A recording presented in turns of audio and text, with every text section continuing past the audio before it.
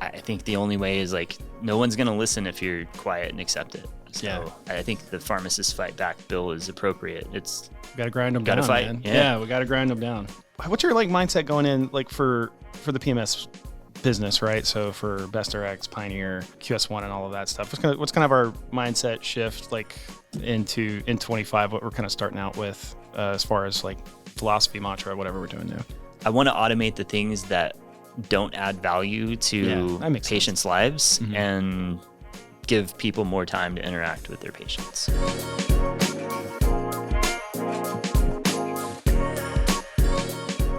We're in. It's first.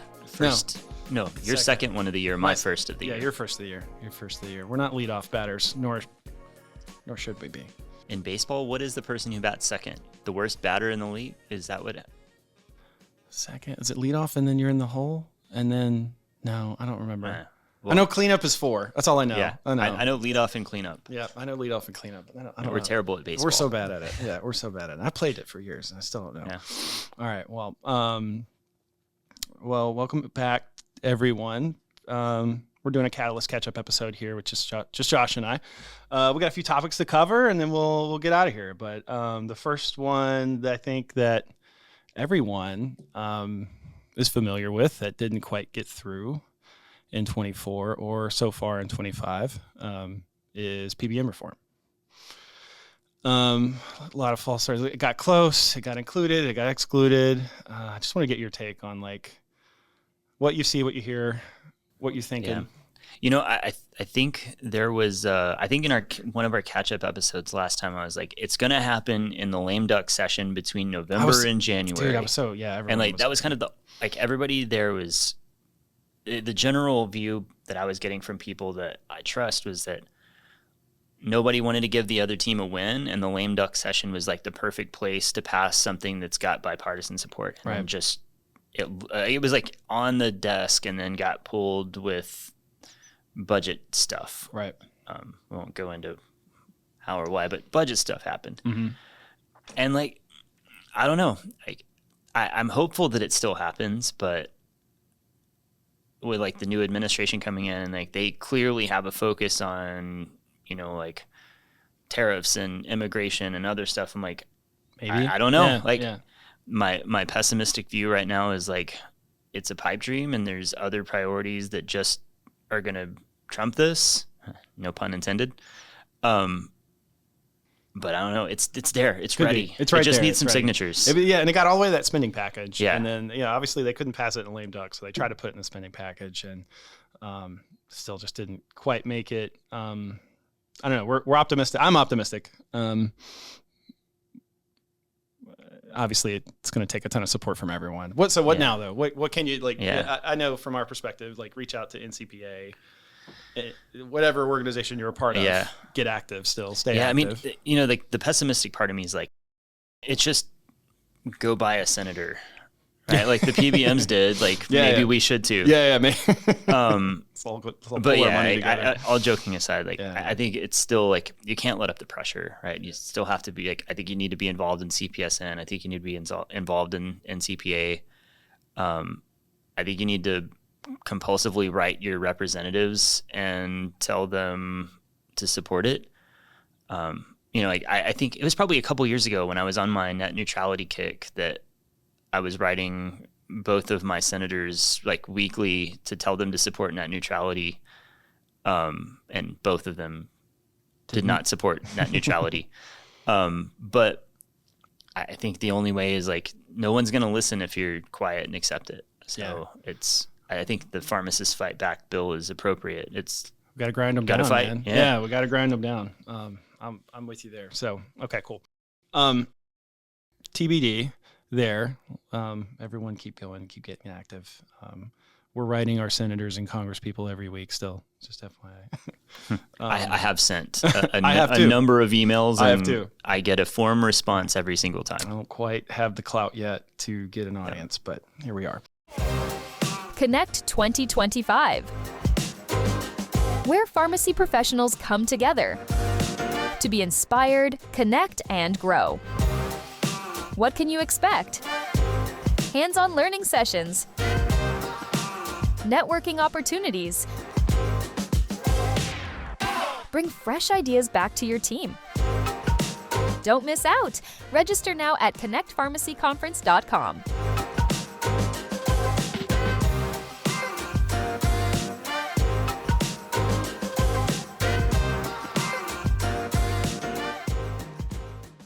I guess I want to move to like I'm gonna weave this a little differently, but like something that's kind of in the same vein. It's not necessarily, but it was a regulatory move. We're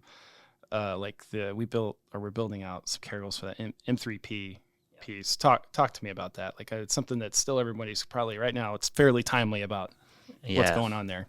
Yeah, and we're still figuring out a lot of stuff about it. So I've seen a couple of support requests come in across the board. From our QS1 side of the house, from our Pioneer side of the house, and best questions as well.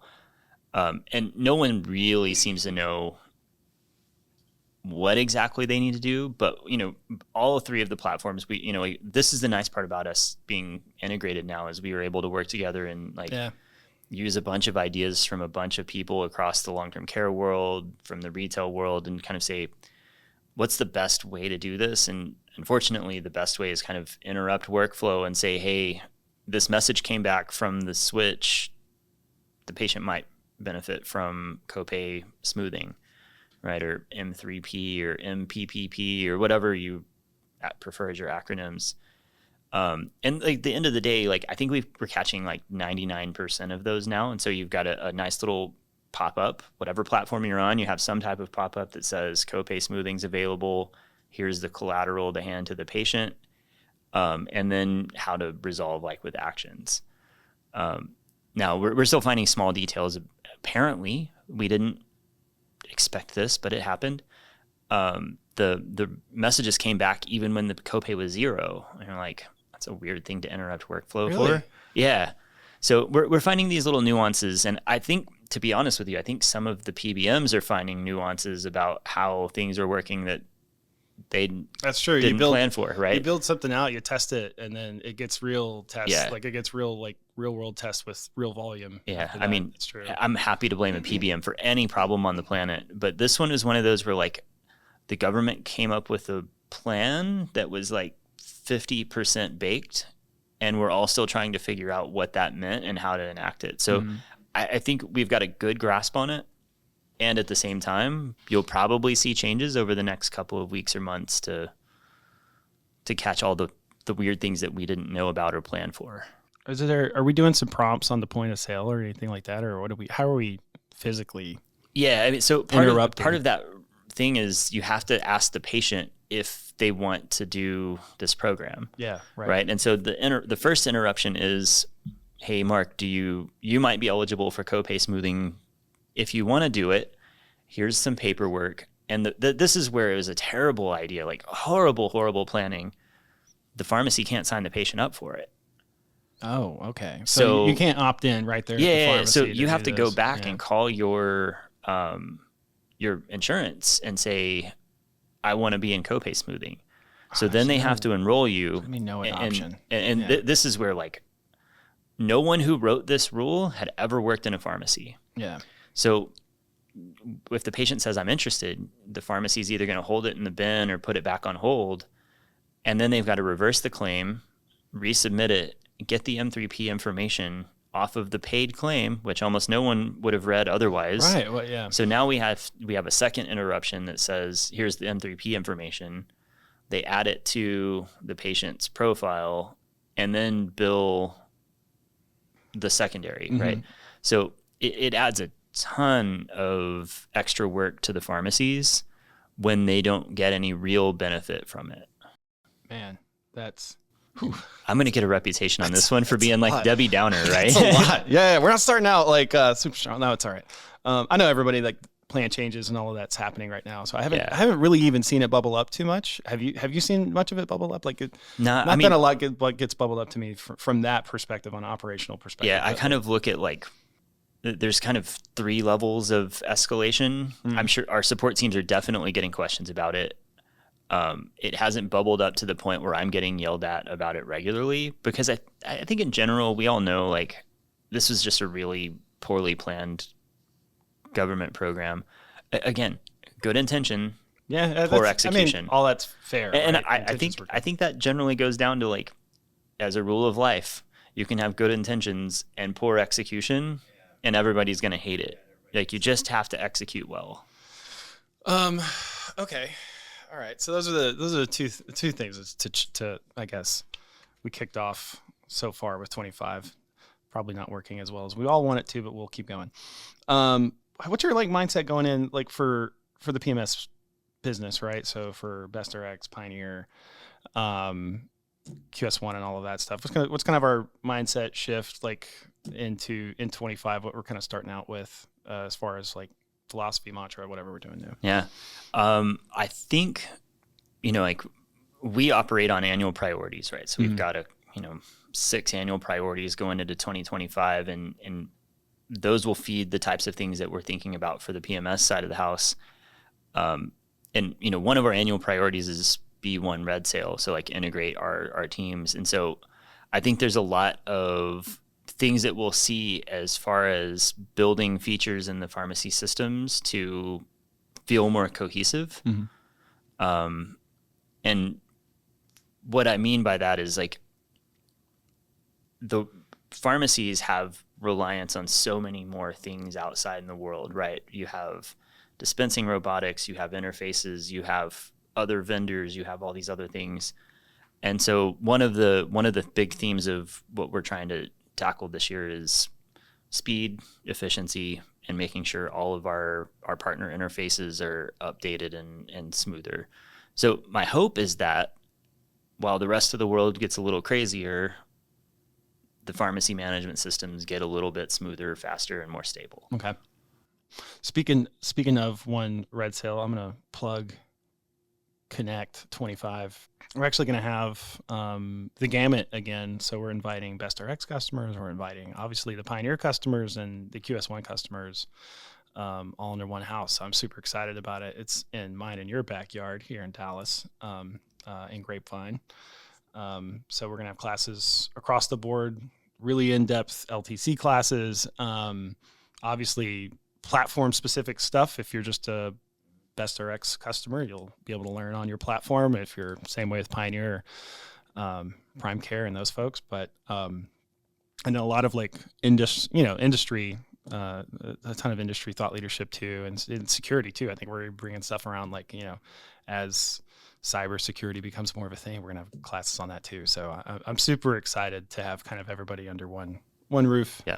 That'll be fun. Sticking on 25 in general, as far as what are we working on specifically feature set wise? What do you think that like, I don't, I'm going to make the product guy, man. I don't mean to make you write checks that you got to cash. This could be the prediction section for 25, and we'll see how we did for the grade. But what are you thinking? So I think there's a couple of things that we're definitely working on that I'm not going to talk about because there were a couple of features that I talked about at Connect last year that we're still working on. Happens. It does happen. I wrote a few checks that I could not cash last year. Cashed yet. But I think definitively the interfaces that we currently have that we want to make sure we maintain best of breed, you'll see those improve, right? We're looking at, as far as some of the DSCSA enhancements that we're going to wrap up, that will include a lot more 2D barcode scanning. Yeah, that's so hopefully that translates to better inventory control, better reports around inventory. Certainly things like your icons, your Vivids, your Paradas, we're going through right now and looking at the interfaces and making sure we're getting with the product teams at those companies and saying, hey, these are the features that we think we can build out that will help pharmacies be faster, more reliable, things like that. So those are things we're definitively working on. I've got an AI pet project right now that I think is going to be super, super cool. We're building robots. No, I'm not building any robots. Oh, darn. All right, cool. Will Smith not involved. But I've got this project that I'm really excited about, and I hope we can see that in 2025. Actually, we have 2 AI projects that I think we're going to see in 2025. One is internal for how we search for support questions. So if somebody calls in and says, hey, I need to do X, right now our support teams either have to know it off the top of their head or search through a bunch of knowledge base and help file articles. We've got some AI prompting now that goes through and searches those for them. So hopefully we can put that in place, and our customers see that in the form of better answers and faster answers. Yeah. No, that's it. Yeah. Internally, like, I know we've even played with like almost, this is something almost anybody can do, is like create an agent just to handle your HR stuff. Yeah. Like that's a cool little project. If anybody's looking for like, man, how do you really even use it? Like if you have SOPs, or if you have like, whatever it is, a handbook or whatever, you can load it and go, cool, answer these types of questions. And as an agent, you can literally just have an AI agent that understands what you gave it. Well, were you in the demo that we showed up, the AI team showed off for the knowledge base search? No, I was not. Oh yeah. So we're showing this off, and like, what would have taken a support technician 5 to 10 minutes to find? Yeah. The AI prompt was finding it in seconds. Oh, that's cool. Right. It was it was super, super cool. Now the problem is if you have bad data in there, the AI agent finds you bad data. So we've got to clean that up. But we were sitting there and we're like, you know what you could really do? Like apply this to the employee handbook. Right. How many people ask us, I need to do this. Can I take a day off for it? Right. Cool. Yeah. AI can answer that like instantly. So those are the types of things that we're looking at. Like that will obviously help RedSail employees, but the search function will help customers substantially by not having to wait for answers. And it just deepens our learning yeah. for the next thing we're doing. Right. Well, and the hope there is that, you know, like, not that we don't want to talk to our customers. We love talking to our customers, but customers don't want to wait on farm. You know, like I've been behind the bench. Like I don't have time to wait on somebody to call me back. Right. Right now the AI tools can help our technicians find answers. As we refine that, hopefully we can give better self-service things of like, hey, it looks like you're looking for X, and give them some answers on how to solve it. So the hope there is that we can teach a whole bunch of people to fish instead of having to answer questions, hopefully with less variability too. Right? There's nothing worse than calling in and getting an answer. And getting different answers. And it's wrong. And that one was right, but the other one was wrong. Yeah. And so it makes you not trust stuff. Yeah. For sure. So that's cool. I was watching, wrap up this a little bit.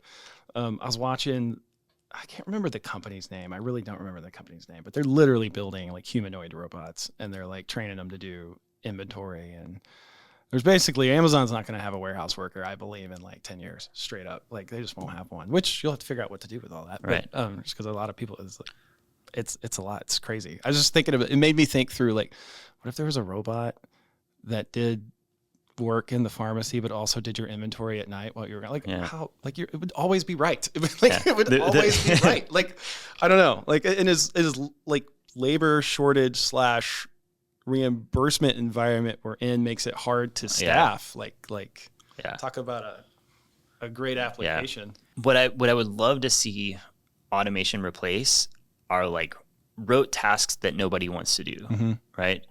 What I don't want it to see people trying to replace is like medical advice and counseling. Right. Yeah. Like supplement that person. It should help them. Yeah. But I mean, like, be the one. Yeah. Nobody wants to think about how to bill something. Automate that all day. Yeah. Data entry.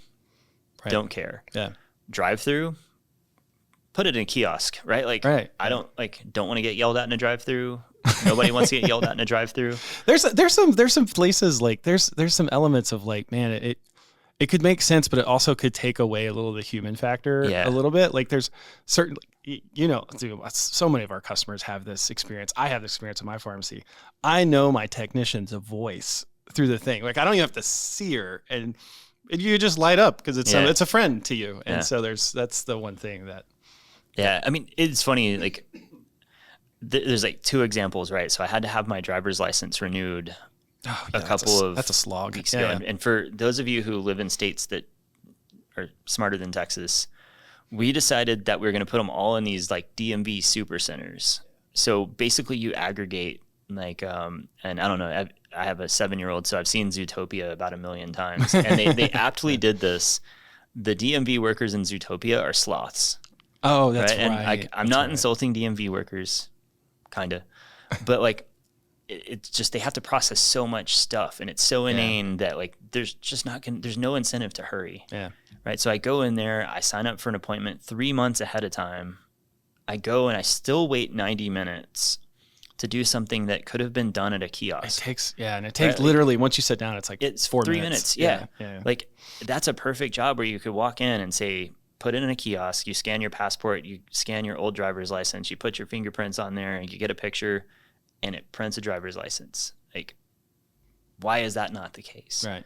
But at the same time, I'm the person who goes to the grocery store, and if there's a self-checkout or a regular checkout, I'll go to the regular checkout. Are you a click lister? I'm a click lister. Yeah, but I still, like, I'm also like, I spend far too much time in Target.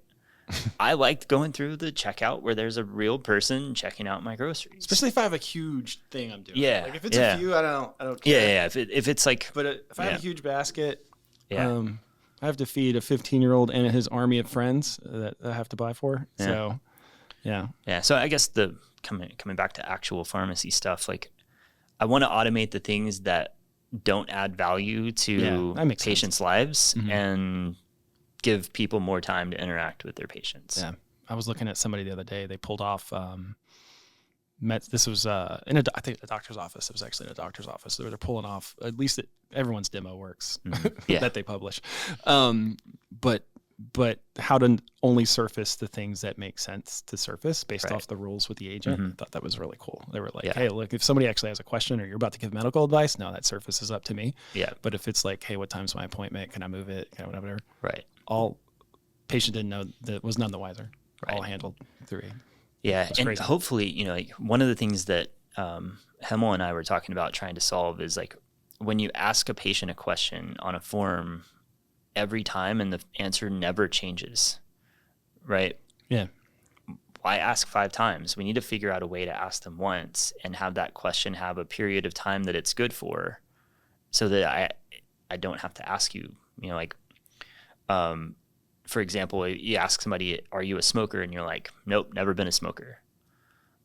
Probably don't need to ask you that every month. Yeah. Right? Like I maybe ask you that once a year just to check and make sure you didn't change your mind.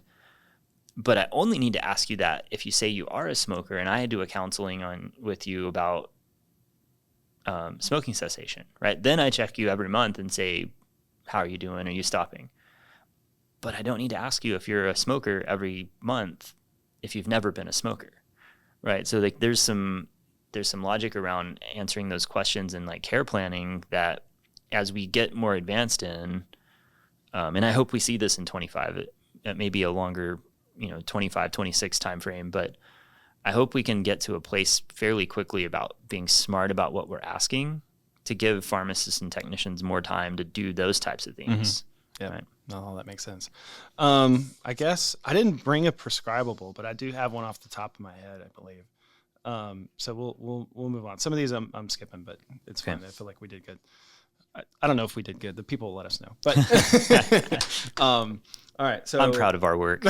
Yeah, and this is something we do occasionally, maybe quarterly or something like that, where we just kind of talk about a little bit what's going on with us and the company and what we're thinking, what we're seeing. But and if y'all have ideas, let us know. Like if there's something you guys want us to talk about, I guess that'd be cool to get some input from anybody who's listening or watching. But I guess to wrap up, we'll do prescribables here. So which is like, what are you reading, watching, listening to, into? Doesn't matter. Right now, other people might be fun or not fun, work fun. Yeah. I have mine. I'll go first. Yeah, mine's probably less useful because I've been obsessing about snowboarding. Mine's super not useful. Dude, okay, so I went to digreg. That's what my wife calls it. But to take a tangent for a second, we went skiing for Christmas.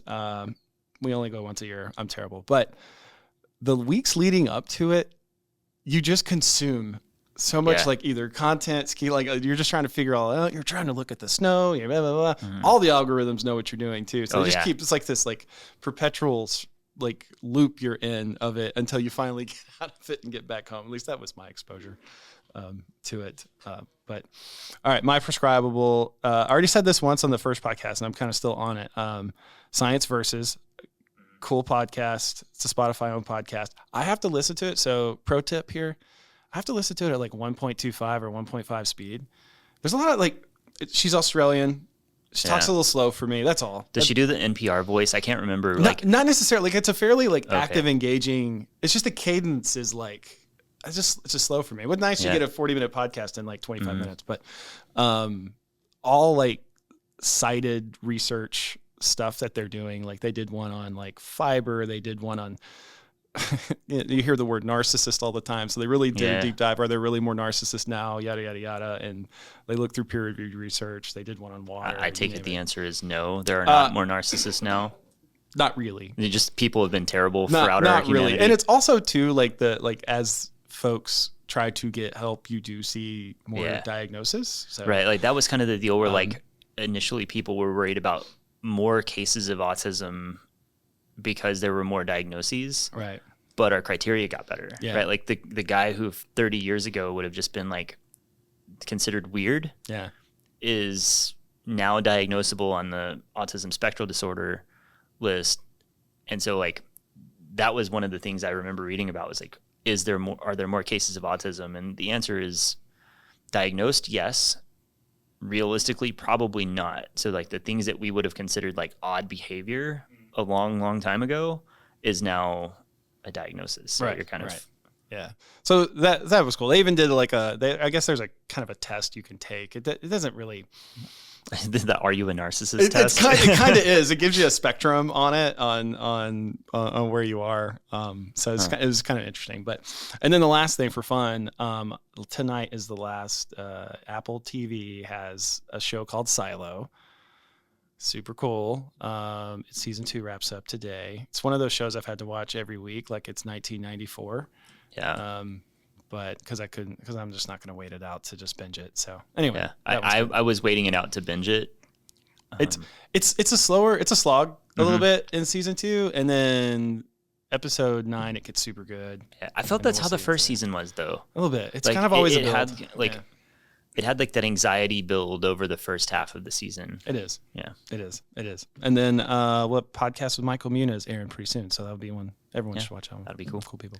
I feel less interesting because like one of our software developers got me addicted to Jim Butcher's Dresden Files. Okay. So it's kind of like a sci-fi. And this dude's a wizard.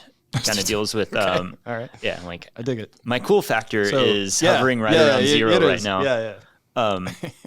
But it turns out, so I was talking to Adam and we were talking about things that we've read, and I read all kinds of things, but I gravitate toward like fun sci-fi adventure stuff. Sure.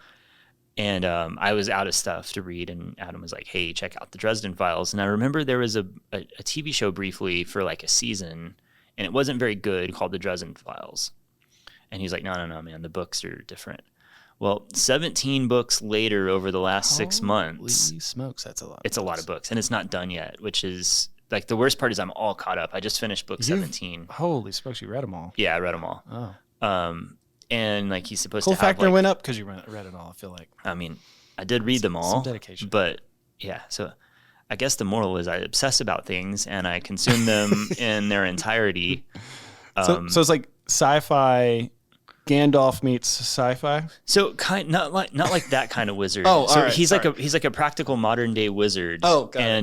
He's a private investigator, and so Dr. Strange. Keeps finding not as powerful as Doctor Strange. But one of the things I think is really cool about the way that series handles it is like you have like vampires in there that are like. There's like 3 different courts of vampires. I know this is like super nerdy. But like he also handles like mythological things really interestingly. Like there's a whole segment with Odin from the Norse mythology. And part of the thing is like these gods or demigods became less powerful as people stopped believing in them, but they're still immensely powerful people, and they still live and interact with the world. Fun books. It's like you're not going to get smarter for reading them, but just fun to crush. And I spent 6 months of my life when I had time to read. Nice. Reading that. Nice. All right. Well, everyone, that's us for Catalyst Catch Up. We'll see everybody. Hopefully, if I don't see, we'll be at some trade shows. I'll be at. It must my air before. I'll be gone NCPA next Multi week. is coming up. I'll be there. Yep. Josh will be at NCPA Multi-location. I'll be at NACDS, but by the time this airs, that'll already be it happened, and then we'll be at. I don't think either of us will be there, but we'll be at MHA as well, along with everything this summer. But that's what's coming up soon. Yeah, and if you're at NCPA Multi and this comes out before then, I'll see you there. All right, everyone. Bye, everybody.